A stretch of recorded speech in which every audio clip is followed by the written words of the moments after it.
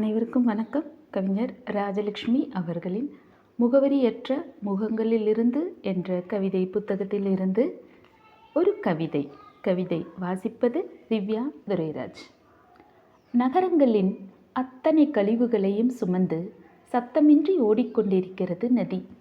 நவீன வாழ்வியலின் உற்பத்தியின் எச்சங்களையும் சேர்த்து கொண்டு அமைதியாய் வீசிக்கொண்டிருக்கிறது காற்று.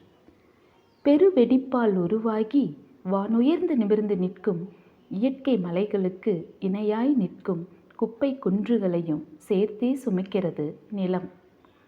உச்சியிலிருந்து கொண்டு இயற்கை கொடைகளை சுரண்டும் எந்திர மனங்களை எதிர்க்க இயலாமல் அழிகின்றன ஏனையவை. மெல்ல அழியும் இப்பூவுலகின் உயிர்களுக்காய் பரிதவிக்கும் அவைகளின் மௌனத்தின் மொழியினை யார் அறியக்கூடும்? மெல்ல அழியும் இப்பூவுலகின் உயிர்களுக்காய் பரிதவிக்கும் அவைகளின் மௌனத்தின் மொழியினை யார் அறியக்கூடும்? நன்றி.